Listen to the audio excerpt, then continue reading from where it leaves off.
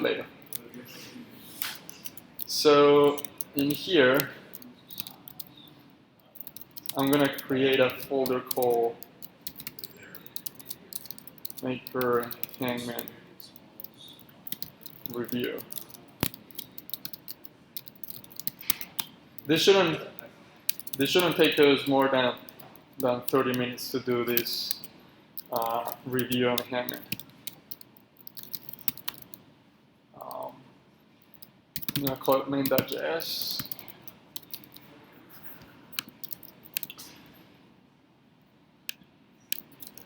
So the first thing that we needed for Hangman was to have the array of words. We have that. I'm going to steal it from this other folder.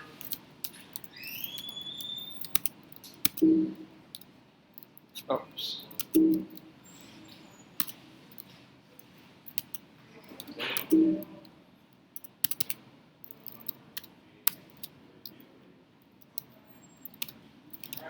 So here I have two files. One is main.js. That's where I'm going to put the main part. Yes, Douglas? I was just going to suggest that they use the three words I was thinking about originally, which were dabbing, button, and bubble. Because they have multiple, they double their letters on the second index. Nice. So what was the example? Dabbing, bubble, and button.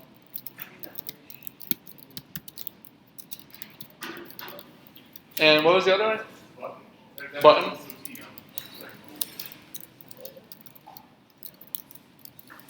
One more or no? Maybe one like a regular that doesn't have any repeated ones.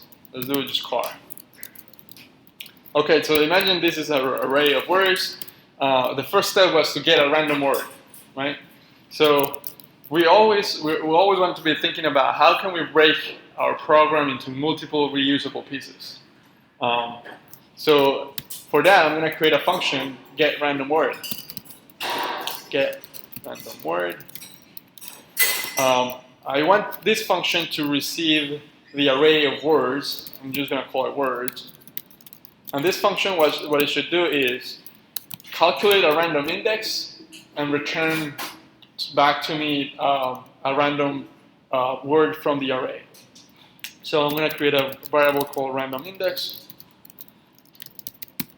Is equal to, how do we get a random number?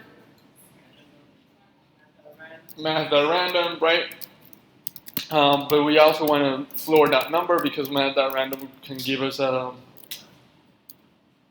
floating point number. So I'm going to floor it first, and I'm going to do math.random.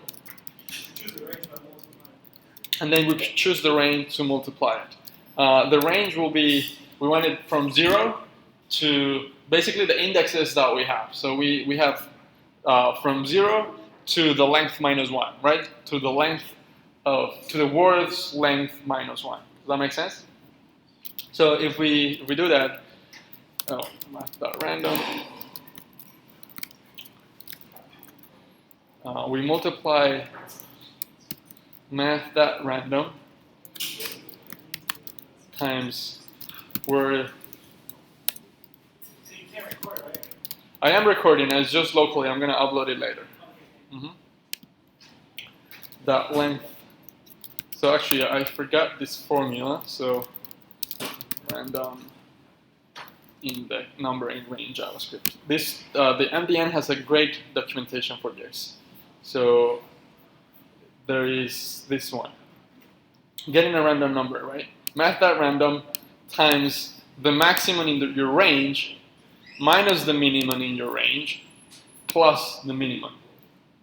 So in this case, since our max is array.length and our min is 0, right? We want a random number that is within the indexes or the indices of the array, right? We know that in this case we have 4 elements, right? So we want a number that is either going to be 0, 1, 2, or 3, right? The length of this array is 4. Do we all agree on that? So what I want to do is I want to generate a random number between 0 and array length minus 1, which is 3, right? Whereas length is equal to 4. So if I want to generate this number, and then I look at the formula here, I'm going to copy this here so that we don't have to be changing screens. Right, and this formula says, okay, use math.random times max minus min. So our max will be 3. I think this is not including max. Let's see here. Returns a random number between the specified values. The return value is not lower than and possibly equal to min, and is less than and not equal to max. So what this means is, if I have max to be equal to my array.length minus 1, I will be leaving out this part because the random number will never be equal to 3. It can be equal to the min, but it will not be equal to 3. So for accounting for that, then we just have to do math.random times word.length, right? And here, why don't we need like this more expressive formula? Because we have max minus min. Our max is array.length, right? Minus min, our min is 0. So so we don't need that. Oh, how did it? Here. If I were to write this exact formula, I'll have this. Our max is word.length. We know that it's never going to be equal to the length, so we're never going to get a 4, but we can get a 3, which is the last one. Minus min, which is our min is 0. That's the initial index plus 0. Right? This is the exact same formula, but just with our case, we want to get a number that is within the indices bounds of the words array. Does it make sense so far? This is how we can generate a random number within a range. I'm missing this here. So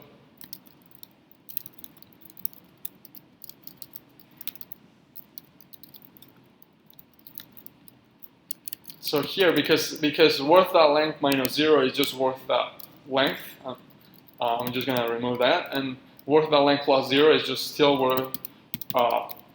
words.length. Okay, I can just remove that and just say this.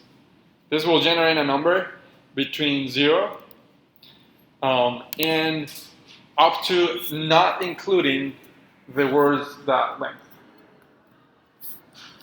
And again, like this documentation explains it really well as to how it works. Okay, so we have the random number. I can just do return. Remember that the goal was to get a random word. And if I have a random number, I have a random index. I could just return words dot random index. This is also, I say these words at random index. Another way of saying is words sub-random index. For some reason, I prefer saying the array words at the random index. Okay, now let's see what we have once we call this function. Let's call it random word equal get random word. I'm going to pass my words, and I'm going to console log random word. Let's look at this.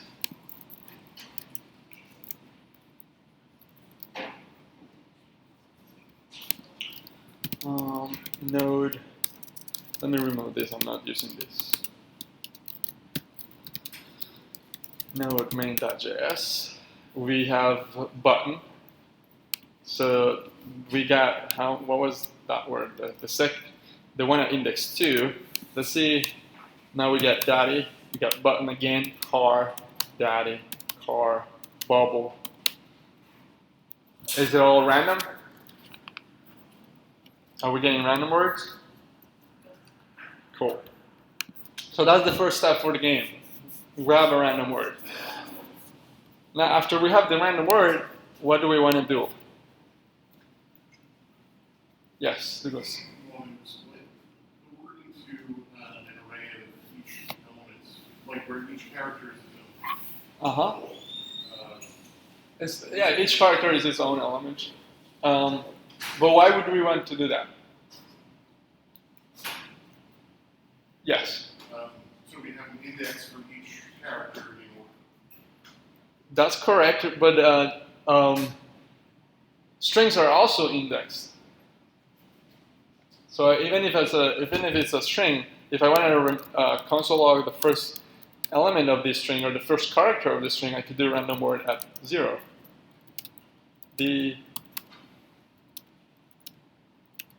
See. Oh, I remember. It's because strings are immutable. You can't push nothing else. So you would need it in an array where each element could be pushed in and out. Okay. Another. What about we create another string which has underscores that is sort of will have as many underscores as characters in the random word. How does that sound? Because, well, if we console log the random word to the user, that's like not the point of the game, right? We want to have the user guess this word, right? So what we want to display to the user is underscores, as many underscores as characters in the random word. So let's think about how we could create those underscores. So for that, I will suggest another function called create hidden word. This create hidden word will take in my random word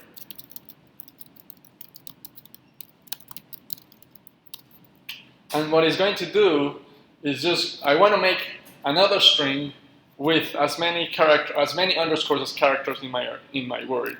So there are a multitude of ways of doing this. I think I'm going to do it with array methods. I'm going to do underscores or even hidden word. I'm going to do word that split. This creates an array with an array of characters, sort of what Douglas was saying. And I want to do this because I want a map over it. I want to do that map. Now, map, again, is a function that accepts up to 3 arguments. The map method calls a callback function, 1 time for each element in the array. And why do we use map again? When do we use map? Yes, Joy? Make a new array with elements converted somehow. Nice. To make a new array where the elements are transformed somehow. Right? And here what I want to do is transform the elements in Word are characters. And I want to transform those into underscores. So I'm going to call that char for character. And I'm going to do, I don't even need this character. I just want to return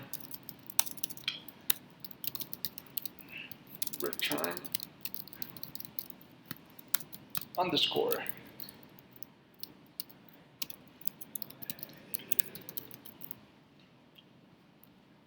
Then the last thing that I want is to return my hidden word, but I don't want to return, I was thinking about, we don't want to return it in the array form, we want to return it in the string form, but there is actually an advantage of having it in an array form, and that's the what Douglas mentioned, the ability to mutate the array, right? Changing an element in the array at random, which we cannot do with a string. So I'm just going to return hidden word like that, and we know that it's going to be an array. So now let's create another variable. Hidden word equal create hidden word. I'm going to pass in my random word that I picked earlier. Now let's console log both random word and hidden word. Let's see what we have.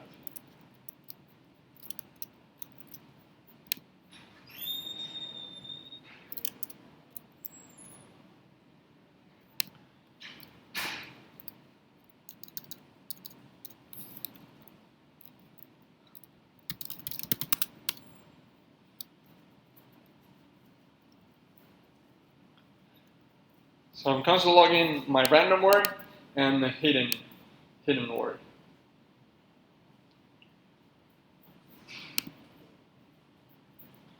Now, if I wrote this correctly, my hidden word, which are going to be my underscores, should always have the same length that my random word has. So let's try again. Button 1, 2, 3, 4, 5, 6. 1, 2, 3, 4, 5, 6. And so we have as many underscores as elements or as characters in the string. Does this make sense so far? Okay. Any questions here so far?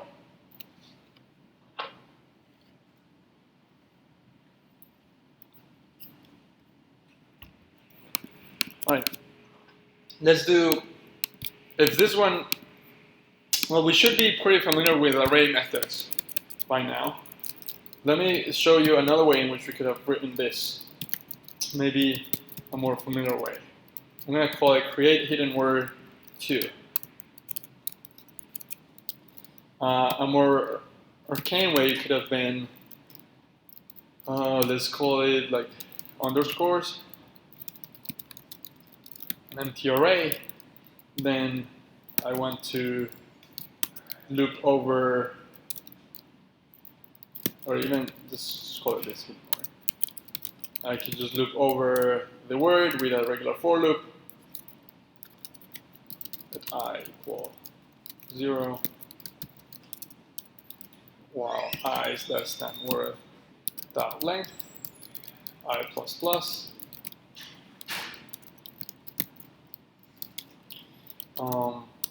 Hidden word dot push underscore. This is still doing the same thing. In fact, I should be able to change here, create hidden word by using the second version, and I should still get the same result. Let's look at that. Daddy, button, car. So again, this is some of the idea that I want to communicate here is how once we get with the more tools we have, the more tools we can use, the more ways of doing things are.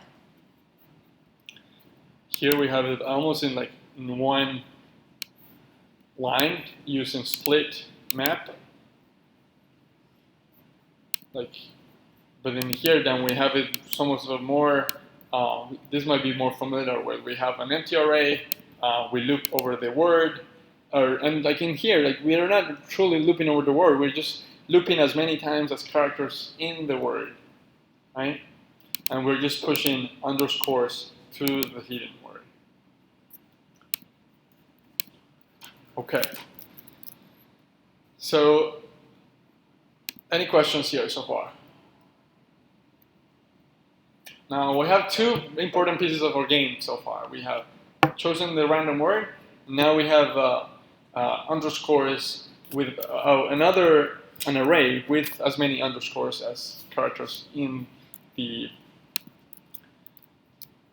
word. So, okay, let me comment out this one.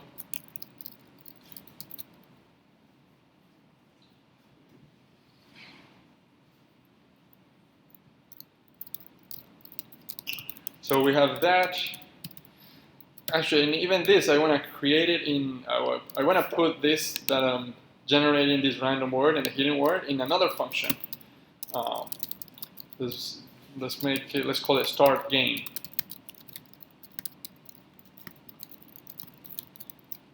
Start game. So that in here I'm going to call start game so that it runs. So I just realized that I'm going to be putting a lot of stuff in here, and I just don't want that sort of in the global scope.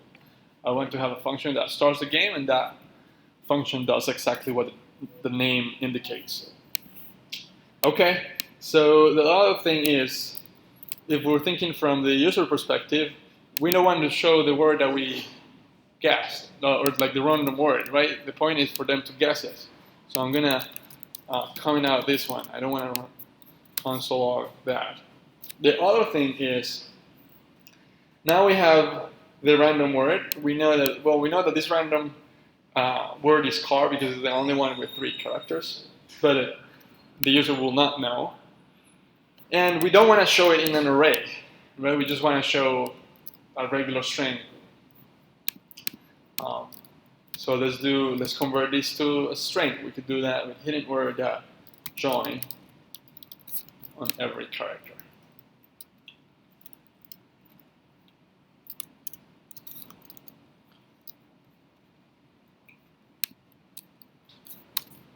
Now we have the 3 underscores. Any questions here so far?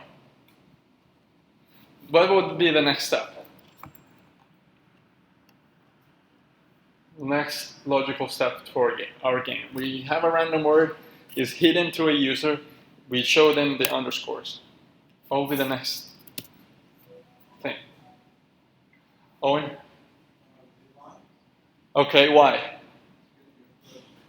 Okay, great. So the real line, because the next step is ask the user to type a letter and see if they guessed it right.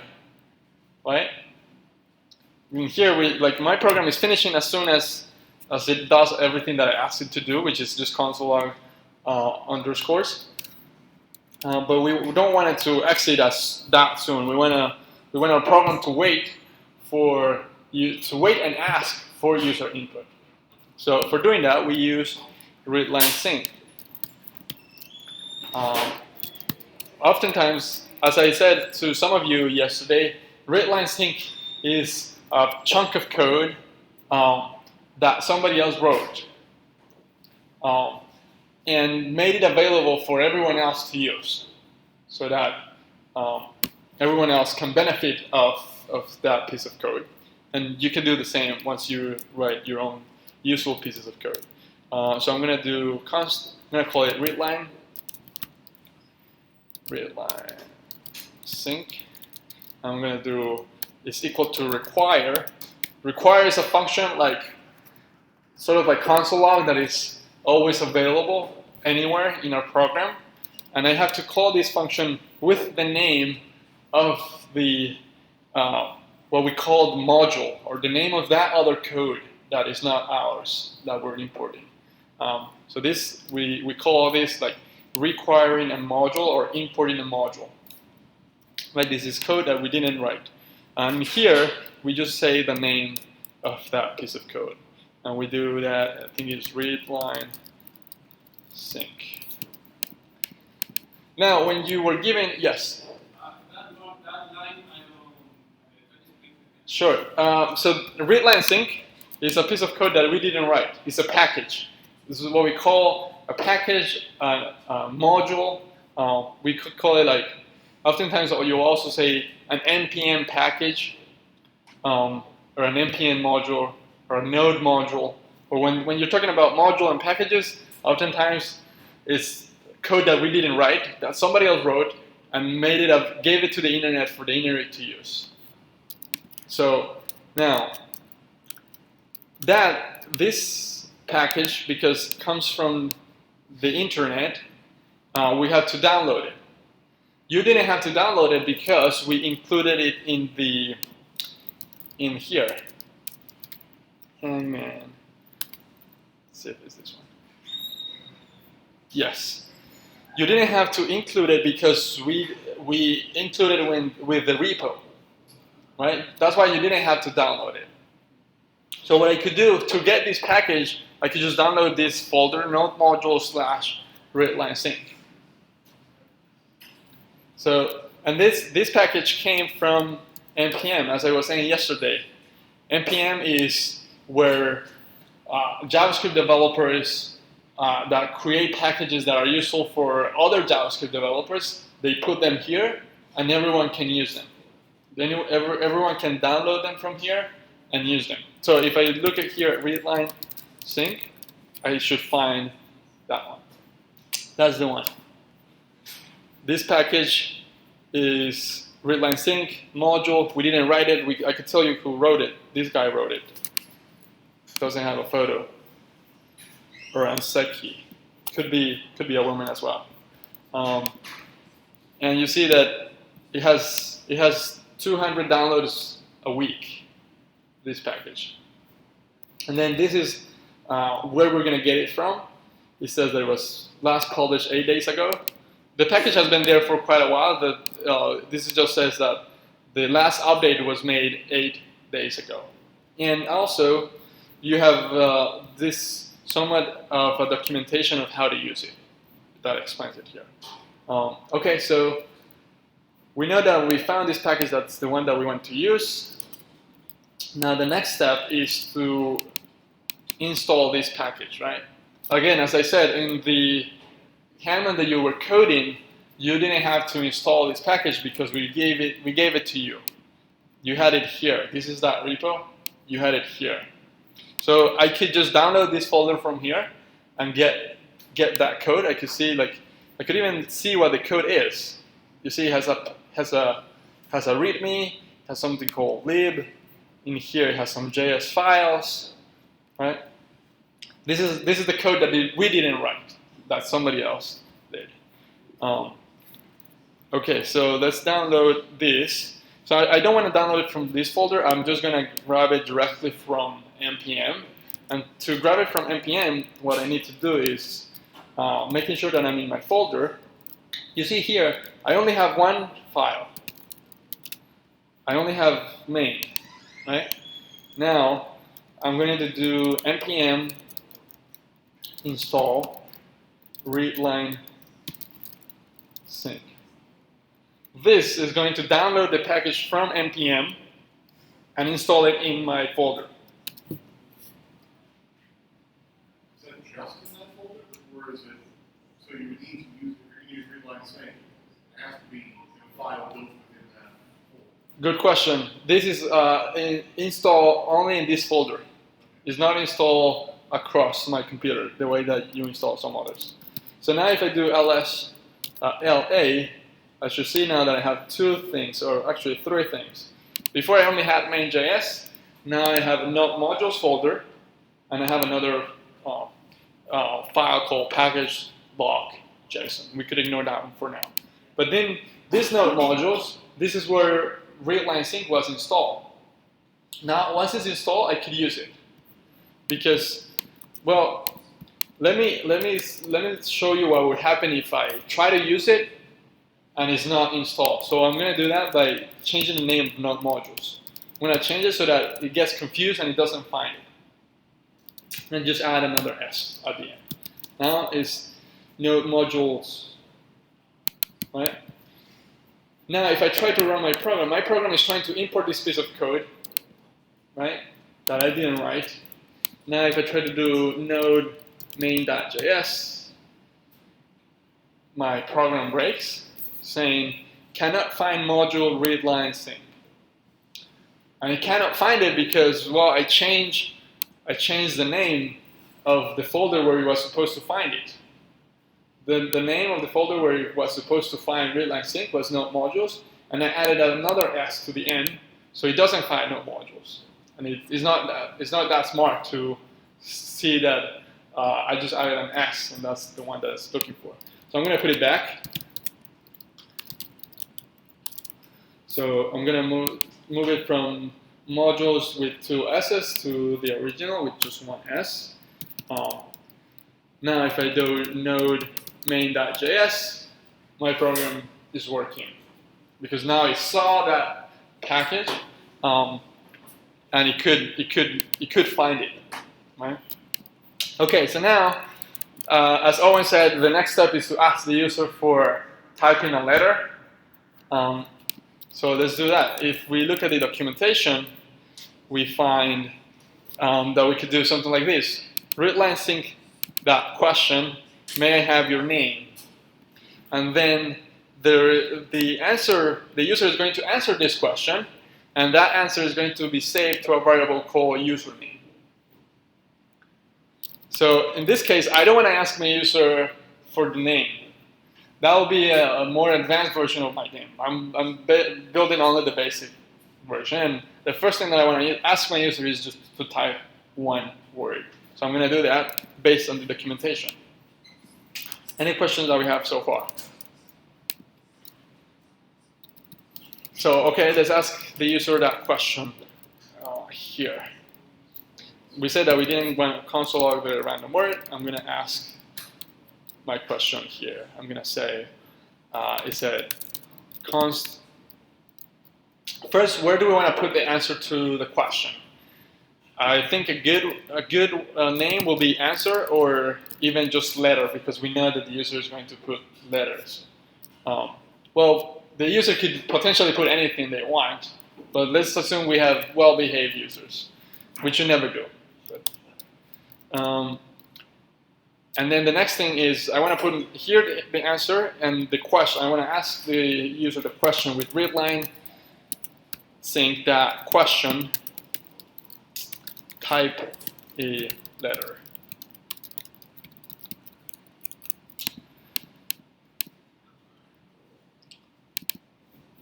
Okay, let's see what we have. Let me lower this. I'm going to do node main. Now it's asking me to type a letter. You may have noticed that now my program is not over. My program is waiting for the user to type something. So I'm going to type a letter, O, and hit enter. Now my program finishes, because it was waiting for the user. Right? But I don't want to type a letter and my program to just quit. What do I want to do with that letter? Yes, Douglas? You want to check it against the string in this case. Sorry, I forgot to say so. So you want to have it check the answer, check user answer against the random word. Okay. Great. Exactly. This is what we want to do. So first, let's check. Let's do this step. I will say another step will be, let's call this like step 1. Step 2 will be replace underscore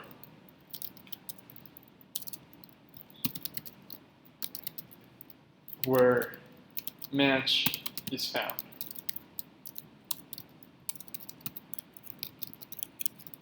Right? And even before we do that, let's just console log the answer here. And I want to say, like, you typed answer. This is just to kind of see, you know, we're giving a letter to the program. Now let's just sort of make sure that the program got the right letter and not, and sort of like being a little bit distrustful of our program. We want to just see that the program is capturing what we want. So let's do node main, type a letter, not type A, and then it says you typed A, right? In this case, I think I saw some of you thinking, oh, but then how can I make sure that the user only types one letter? Because, well, in here I could type Alejo, and that's not a letter, that's a word. And And this is a fair concern, and you will want to address it.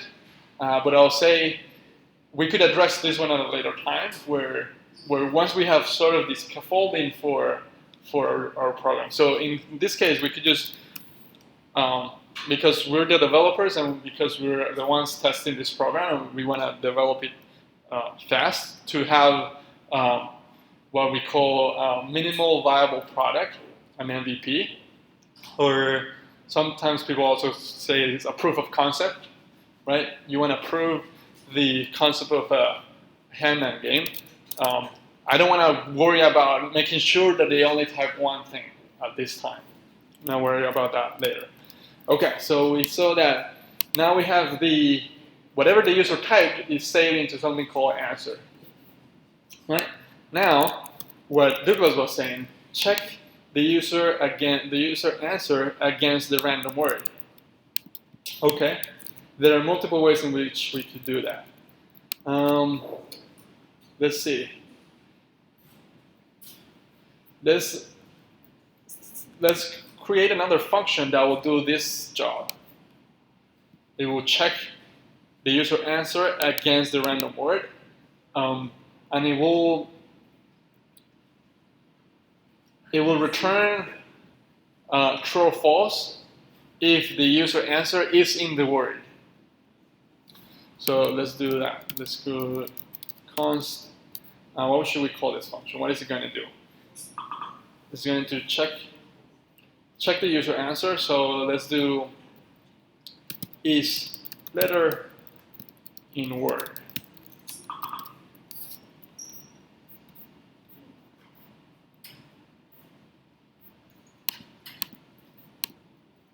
Is letter in word. Now, this is letter in word. Its job is just to check if a particular letter is inside a particular word.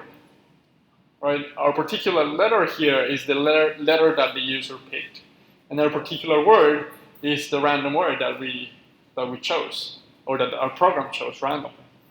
So, since those are the two pieces that we need, those are the two pieces that I'm going to pass to my function. I'm going to say letter, word.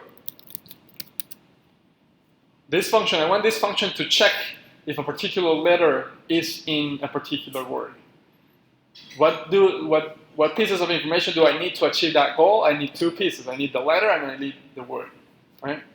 So for that, there are multiple ways of doing this. I'm going to take advantage of the method that includes. Yes? I have run into a problem using that because it stops after the first instance. Uh-huh. And in letters like Davy or Bubble, where you have multiple same characters, I had better luck running a full for loop, searching a type word. But I mean, I don't want to interrupt. That's good. Let me see. Let me know if you see how it will work here. Mm-hmm. So I'm gonna take advantage of the dot includes in string. So I could just do return word dot includes letter. Includes is a method in every string, right? Why didn't we learn? So when we were talking about how inheritance and classes and prototypes, includes is a function that lives in the prototype of the string class or the string constructor function. Therefore, all strings share it and have it. Right? So this is going to return true or false. Word that includes itself returns true or false. We're just going to return whatever that includes return. So I'm going to say, okay, now I have my nice little function, and what I want to do is I want to check if is letter in word.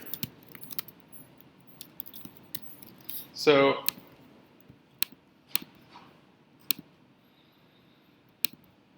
is letter, I'm supposed to pass in the letter, so the letter is answer, what we call answer here. And the word will be the hidden word. But here's we have to be careful here, because hidden word is an array or a string in here? Is it an array or a string? It's an array. So I don't remember if arrays have also dot includes. So if I don't remember, array dot includes JavaScript. Oh, it seems like we have it. So both arrays have that includes, and I could check if this fruits array contains mango, if it includes mango. Strings that include JavaScript. I think strings also have it. Yes, string also have that include. Okay, so in that case, in that case we're fine. But also I made a mistake here. I'm going to see if the answer is in the hidden word. But what's hidden word? We say it's an array, but an array of what? Dashes, underscore, low dash, whatever you want to call it. So I don't really want to look in the hidden word because, well, the hidden word doesn't have the actual letters. What I want to look into here is random word.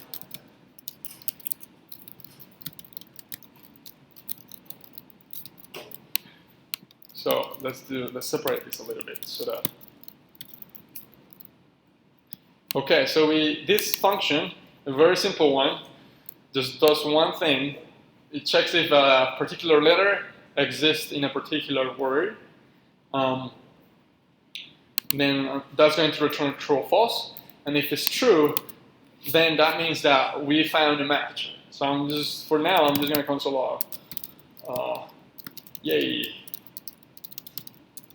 You have, or let's do, yay. That letter is in the word.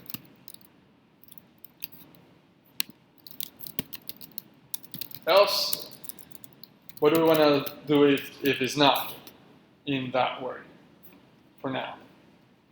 Let's just do console log. Nope. That letter is not in the word. Okay, let's see what we have currently.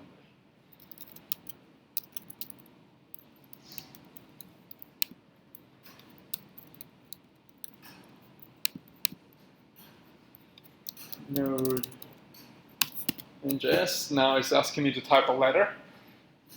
Like here, I'm almost already plain. I don't know what word this is. My computer picked a random word. There were a few words that had the D letter, so let's see if nope, that letter is not in the word. Okay, let's try again. I'm gonna try again with D. Oh, nope, that's not in the word. One more time, yay, that letter is in the word.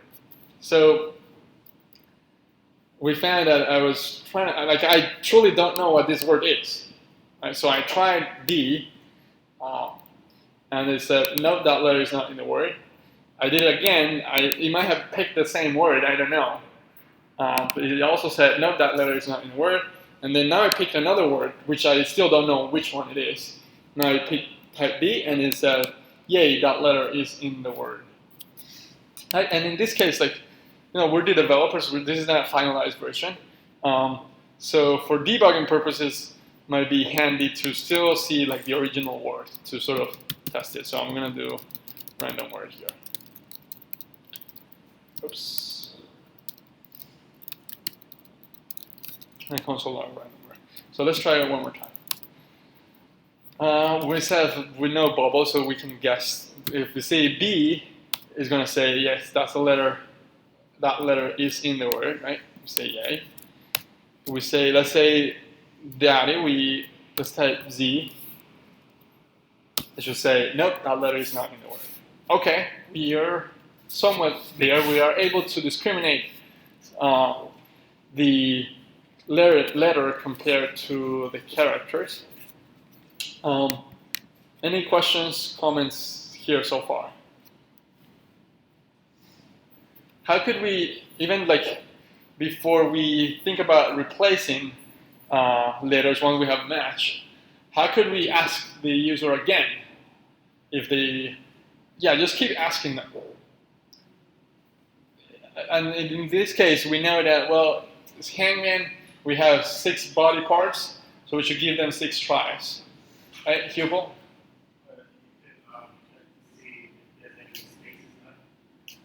If there's any spaces left. Yes, you mean like if they haven't you mean like if they haven't guessed all the letters, just give them another chance. Is that what you're saying? That would be a good strategy. Douglas. You could build start game into a function that repeats it until things are until qualifiers are met. Mm-hmm. Or like a win game scenario, game is not won until all of the dashes are done from hidden word, or all of the game wins or game loses when 6 wrong answers are in. Mm-hmm. Yeah, so I think those are both good approaches. One will be if they still haven't guessed the word, just give them another chance. Douglas said have them like the start game in a loop to keep asking them.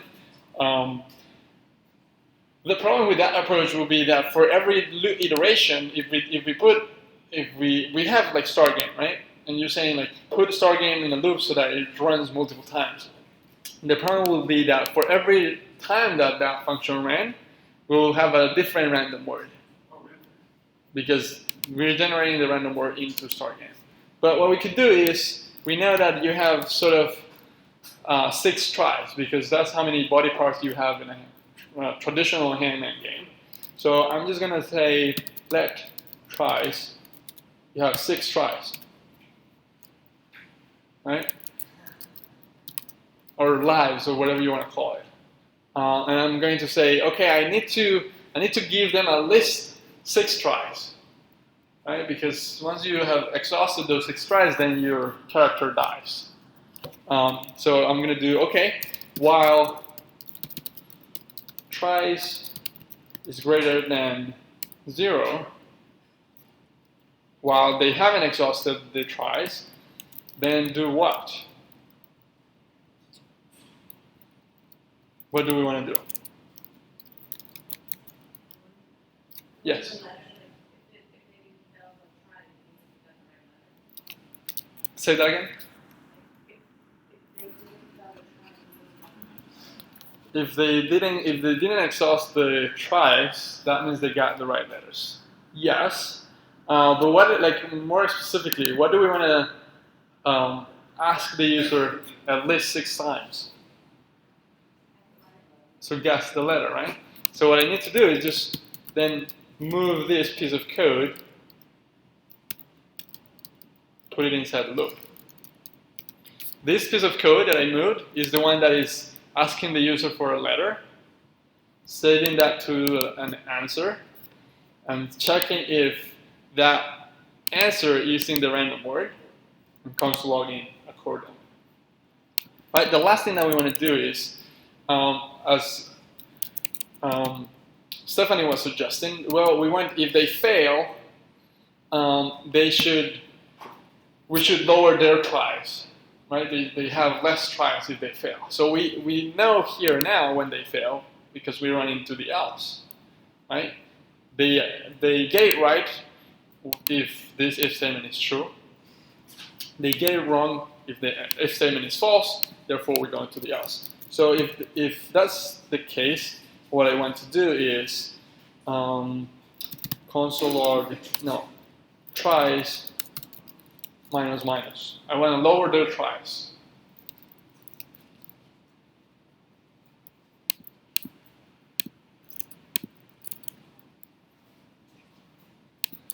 Okay. So if they fail, we want to lower their tries. Actually, even before we lower their tries, let's see what we have. Let's see what we currently have. have node bubble. Oh, let's see. Yes, that's a letter that's in there. B, that's a letter that's in there. U, L, E, L, E. Right.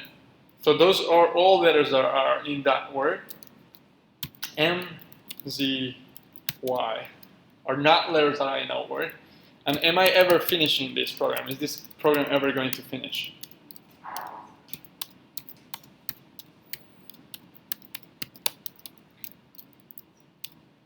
Oh, this is interesting. An empty string is in the word.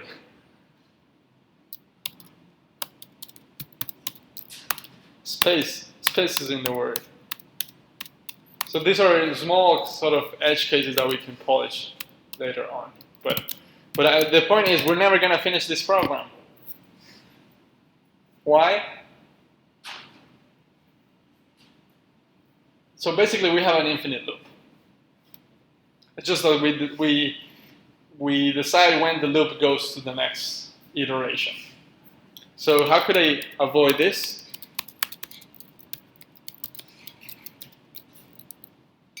Yes, Brian.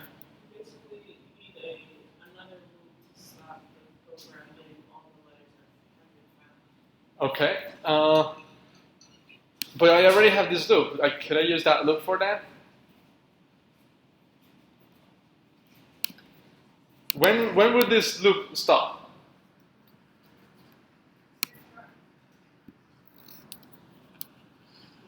So this loop is running as long as tries is greater than 0. So what happens if we lower tries when they fail? Right? So once they fail, tries minus. Again, this loop runs while tries is greater than 0. Now let's try again. So if I get all the right letters, I'm still going to be in an infinite loop because I'm never exhausting my tries, right? Now let's actually exhaust my tries. This one, I'm going to do Q is not there, W is not there. So I have 6 tries. Now I finish. Right? I type 1, 2, 3, 4, 5, 6. Actually, let me try 7 times. So that's like another small bug that we have. We should only let it try 6 wrong guesses. So for that, we could just do greater than 1. Let's try QW.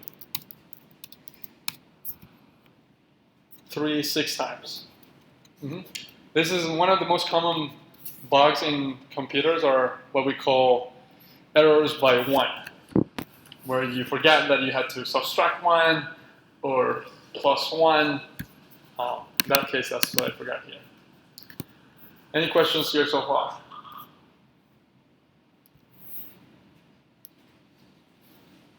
So this is what we call the game loop, right? Like some of you might have read that Node has an internal loop, but we are somewhat not able to see that loop. But in here, and that's because we're using readline sync, we have to implement our own loop that will run as many times as tries the user has. And then this loop just is the one that's in charge of asking the user again to see if they is in charge of asking the user for a letter, and based on their answer, either decrease their tries or congratulate them for getting a letter and replacing that letter. So that's the last piece that we need for like our minimal viable product, is actually start replacing the characters in the underscores. So one thing is we should also, let's console log the tries so that they know how many tries they have left. So I'm just do console log. I'm just doing this for like displaying purposes. That error tries is equal to let's do backticks tries.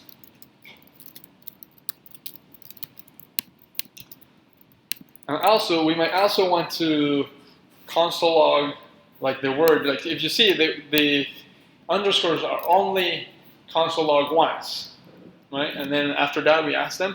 You may also want to console log the hidden word. So I'm going to do tries, console log the random word, and then the hidden word. I'm going to do this one like that. Again, this is sort of for only display purposes. And you want to, in your game, you wouldn't want it to console log the random word. Also, maybe I'm going to do, again, sort of for aesthetic, kind of have a separation here. Now let's see what we have. Okay, so we have 6 tries. It's asking me to type a letter.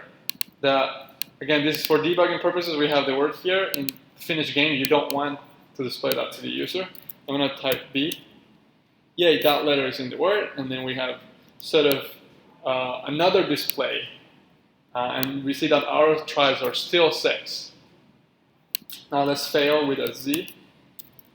Note that letter is not in that word. And now we printed what we call the word. This is like the world for the user. Right? This is the world of our game. Right? The world of our game has a number of tries. It has a hidden word with parentheses, underscores, and the prompt to type a letter. So again, this is what we call the user world. Okay. So we're printing the world there, and now let's actually now think about replacing the word. So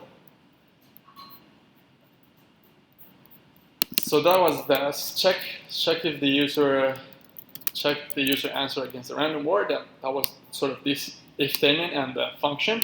Now replace the underscore where a match is found. Now this is the next piece that we need to accomplish. For this, and you will develop this, I don't know what you call it, like ability to kind of foresee, oh, this might be some lines of code that I could maybe outsource to a function, and then I can just call the function. Instead of writing 10 lines of code here, I'm just gonna outsource the work of this step into another function, and I'm just gonna call that other function. So what I'm going to do is I'm going to go up here. No, not up there. Let's get this, that, even this. And here I'm going to create another function. Const. So let's look at our goal for our function. Replace underscore where a match is found. So according to this goal, I want to call my function replace matches. Now, let's think about the pieces of information that we need for my function to accomplish the job. Again, the job of this function is to go in the array of underscores, and based on also the random word, whatever the letter matches in the random word, replace the underscore with that letter. So if you note in what I said, how many pieces of information am I talking about? I said we have the letter. We need to check the letter against the random word. Now, based in where the match is in the random word, I have to go in the hidden word in the underscores and replace an underscore with my letter. So in what I'm talking about, how many pieces of information am I referring to? There's 3, right? The letter or the answer, the random word, and the underscores. So with that, I know that this function needs those 3 pieces of information to operate.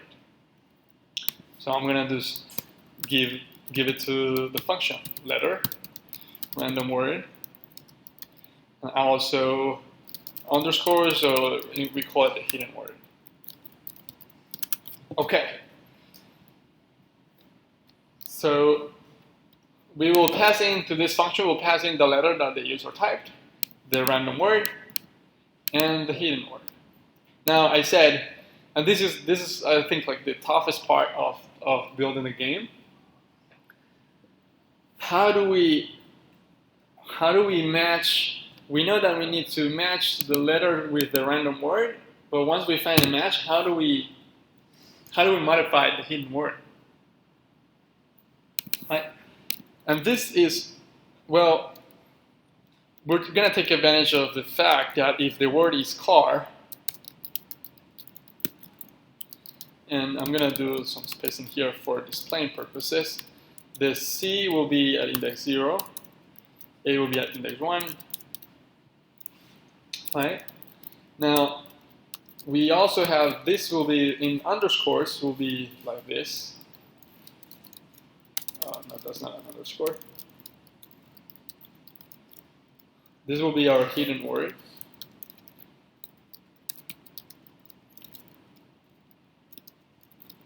Do we all agree that we're going to have this letter, random word, let's say car, and our hidden word will be this array of underscores? So we're going to take advantage of the fact that this are also in the same, that we have the same indices. So here, what we're going to do is we're going to loop over the random word, and wherever we find a match, let's say letter is A. Let's say the letter that the user picked was A, and the word is car, and we have this hidden word, right? So if they pick A, what I'm going to do is I'm going to check the first one, the first character of the random word. Is this A? No. Okay, just keep moving. So it moves to the next one. Is this A? Yes. Okay, this is A. We found a match. Nice. What I want to do after we find a match is go to the same index, index 1, in the hidden word, and replace that with an A. If we repeat the step,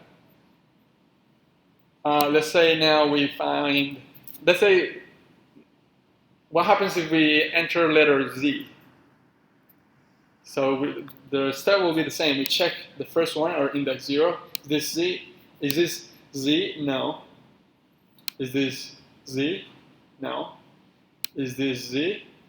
No. Okay, then don't replace anything.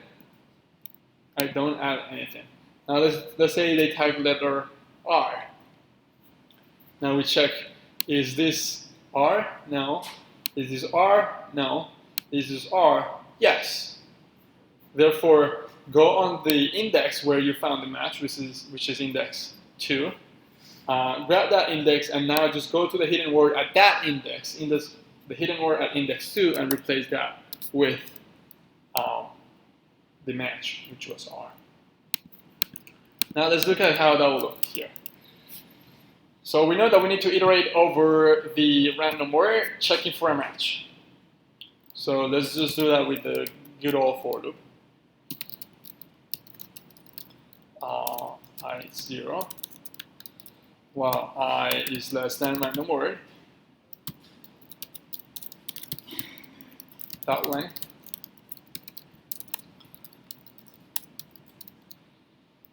I plus plus. Right? Now I'm going to call it, I'm going to create a variable here called it char. this char is the, let's call it current char. This is going to be equal to random word at index I. Again, random word here is the actual word, like C-A-R, right? Hidden word is the underscores. Okay, so current character. Now I'm going to say if the current character is equal to the letter that the user typed, then what I said here, go onto the hidden word at that same index and replace the underscore with the letter. So that in JavaScript, expressed in JavaScript, will be hidden word. Go to that index where we found a match. What's the index here? I equal to letter, the letter that the user typed. Now, let's test this function. This is something that you want to do. Test this function in isolation, like before, sort of like outside of the context of the game. Let's see if this function works. So for doing that, what I'm going to do is I'm going to comment out my start game function, and I'm going to do this. I'm going to do replace. Oh, also, I should have my function return. This function has a side effect that for now we can ignore. What I'm going to do is just return hidden word, sort of the modified hidden word. Right? So I'm going to do here. I want to test this function. I want to see if this function works. How do I do that?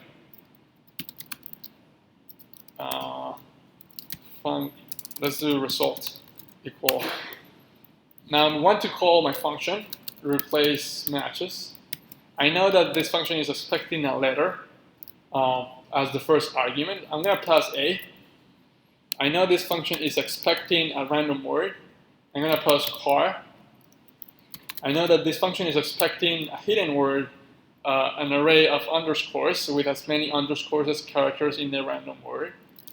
That's going to look like this. So here we're sort of simulating what our game is going to pass to this function just to test it to see if it works. So if this works, if we code it replace matches correctly, what should result be equal to here?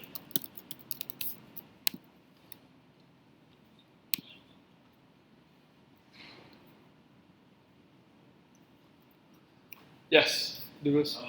What should be an array with A in the first index? Correct, on index 1, yes. That's it. Let's quit my game for now. I'm kind of forgetting about it. Main.js, now we have it. Now what happens if we do this enough times? Let's do,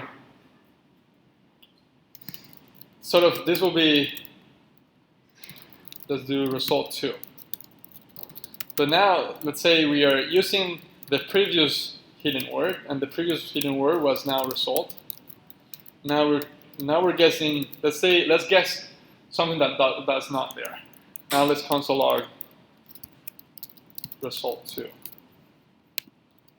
We still see the same, right? Because, well, if we look at how we coded this is only going to replace the underscore with the letter only if the current character matches the letter.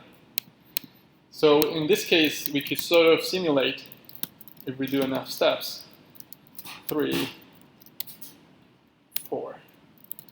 Now I'm going to pass the result of the previous one as the new hidden word to this function.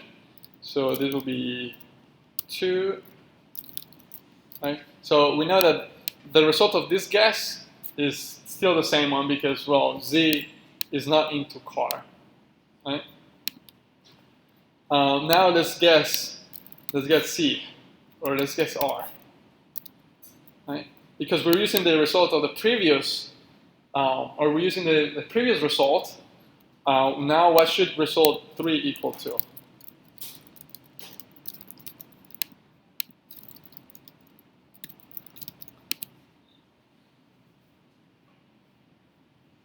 What should result 3 be equal to? What am I going to see in the screen?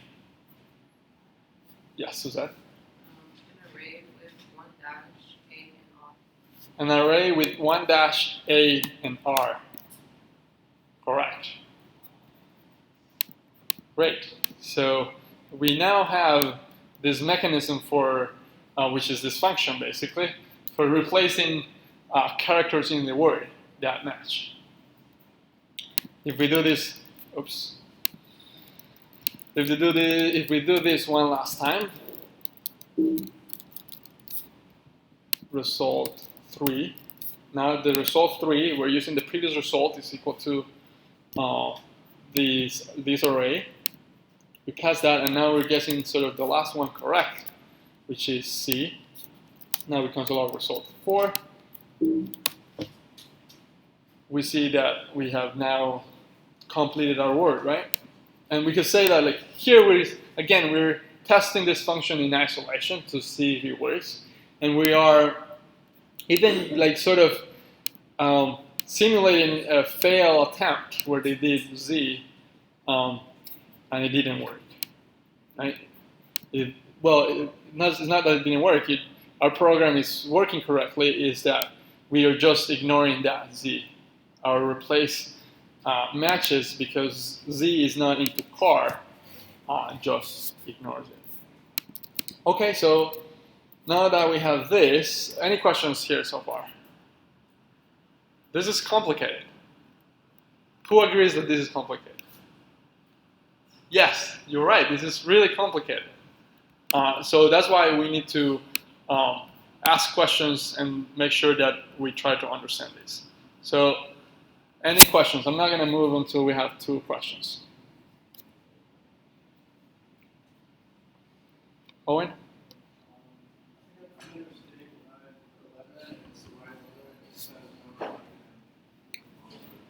A little bit louder. It says no.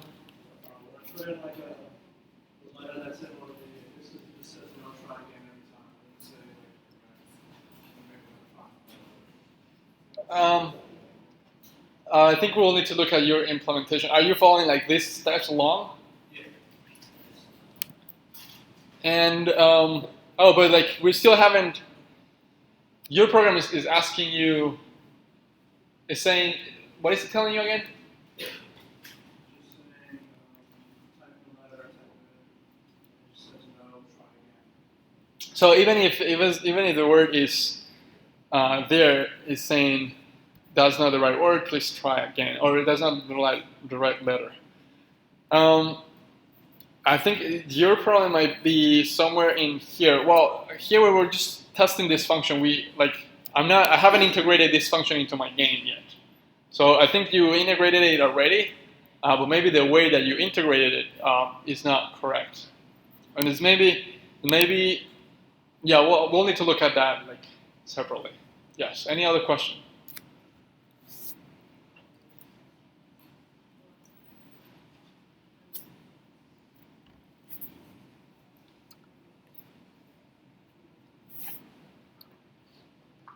Who could explain what replace matches does?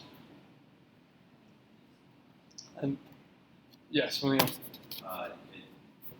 looks at a random array and checks if the character is in an index of looks through the random array and see what index the character is in the array, and then it puts that character in the same index that replaces it on its words. Correct. This function is looking into random word to see if any of its characters matches the letter that the user typed. If that is correct, it's just going to grab that index, I, and is going to replace the underscore who's at hidden word at index I with the letter that the user typed. Okay, so we have these replace matches. Now let's see how do we integrate this with our game. now what we need to do here is, instead of console logging yay that letters in the word, I'm just gonna, if it is in there, what we want to do is we want to call our function. And we saw that I had something like let result equal to my function, right?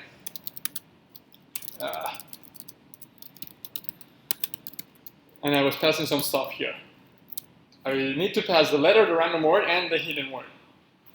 And we said that that's going to give us back the new, sort of the new hidden word, right? The one that has the letter replaced, or the underscore replaced with the letter. So now, instead of doing that, I just want to go here.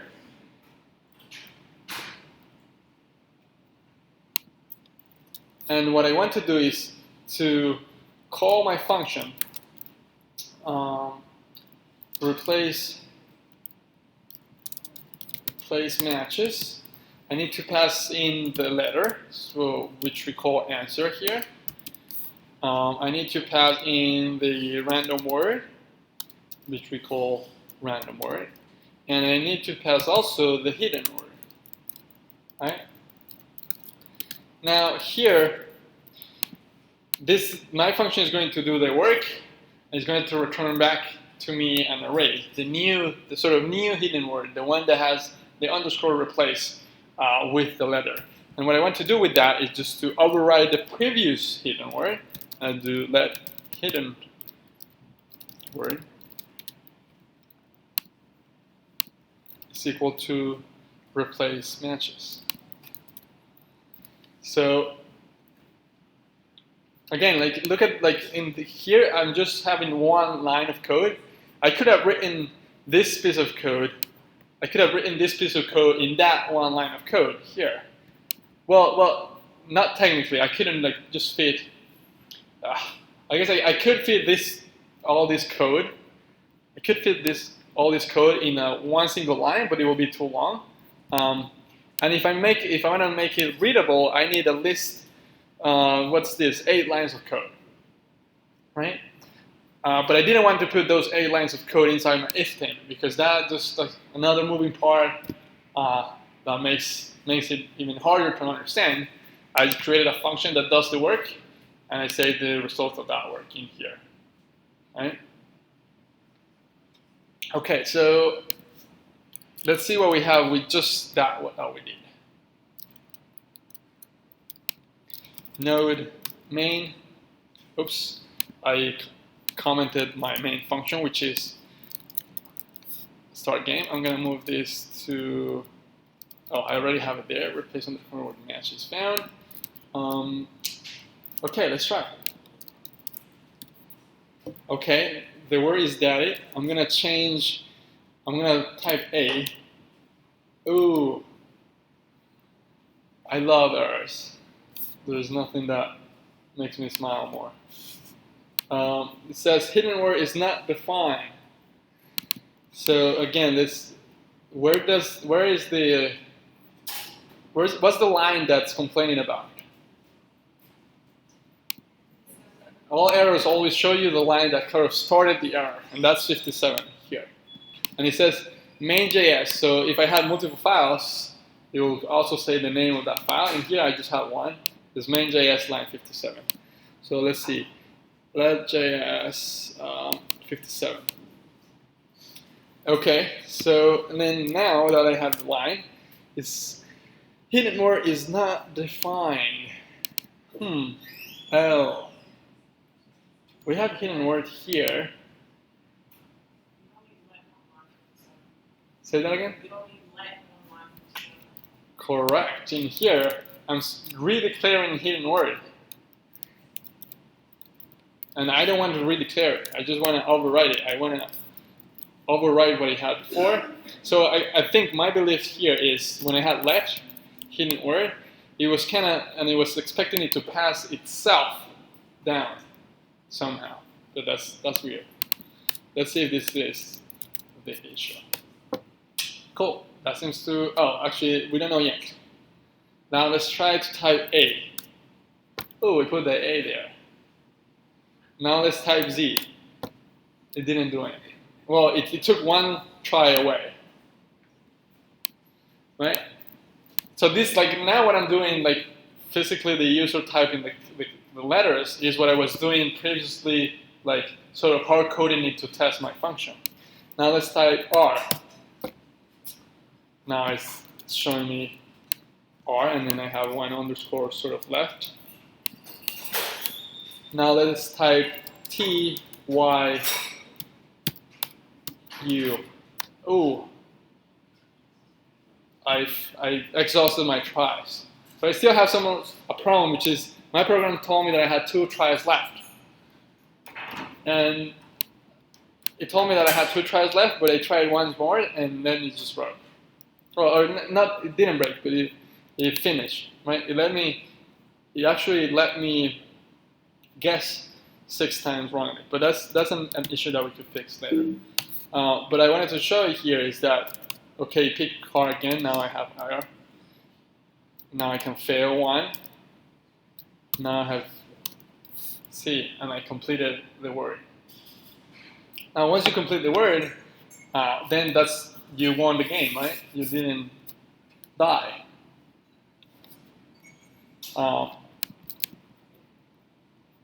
For checking if you won the game, you could do it in a multitude of ways. One that I'm thinking about, and tell me if this sounds good, which is I could have another function that I pass in my random word and my hidden word, and it's just going to compare if they're equal, then you won, and exit immediately. If they're not equal, then don't do anything. So here, but also we have, so because we don't have that condition, sort of checking if you won, my game is still like running. I still have 5 tries. And if I type again one letter that is there, because I had already, replaced that letter, my game just doesn't do anything unless I start to exhaust my tries. Yes, Douglas? Can you pass another qualifier to a while? So That's great. Yes, here I could say, okay, I want to play while my tries are not exhausted, or while my game is not over, or I guess, or while I haven't won the game, right? And even better, like we could, like there's a ton of ways. Another way will be we could have a function called like is game over, and then is game over will check both. It will check if the tries are less. It will check if you exhausted the tries, or it will check if you won the game. Right? So let's do that. Again, like ideally we'll write a function for this because the function will be more readable. But we could also do tries greater than 1, or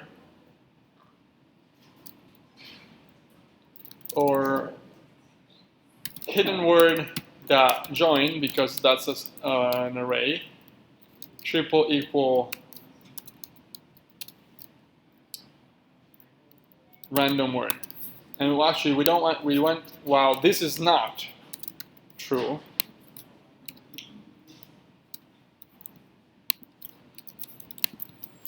so again, look at this. This is kind of hard to, like somebody external, somebody that's looking at your code, have to like think harder about what this line is doing than if I take this line into a function and I call it,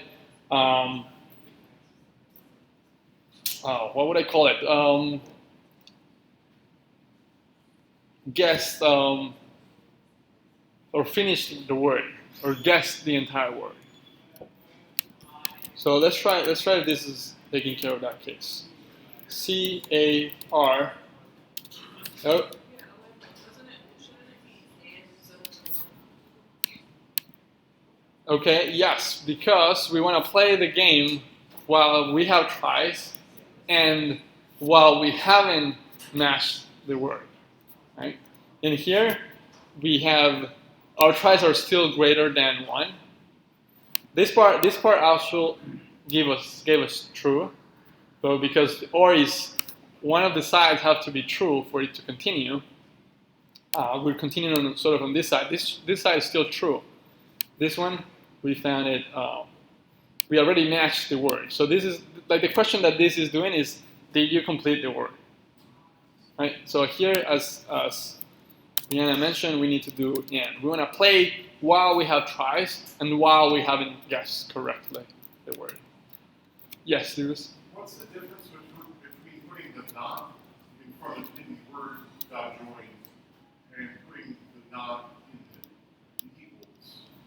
So doing like not double. Oh. Is there a difference or is it? No difference. Yeah, you could also do this. Still asking the same. All right. Mm-hmm. Thanks. Let's try it. C. Let's do Y. Nothing. Now I lost 1 try. Let's do A. Let's do R. Oh, well, my program did finish. It's just not congratulating me that I guessed the word. Okay. Any questions? This is pretty much it. Like, this is how far I wanted to kind of get into this review. A very simple, what we call an MVP of the game. I'll say this is not a full MVP. It should at least tell you once you won that you won, and that should also, I shouldn't have, an MVP shouldn't have this bug that is quitting when I have, when I have 2 tries left, it's quitting. And also, yeah. But this is pretty much it. Any questions before we get started on the today's review assessment? Cool. So I'm going to upload this to YouTube so you can watch it later. Now you can get started on the lab. At the end of the day, we're going to review some of the questions from this lab review practice assessment. Let us know if you have any questions. And you could also, for this, I'll say you could work in pairs. You could work with your peers, but make sure you understand the code that you're turning in. Because if not, at the end, once the assessment comes, you will be on your own. Cool.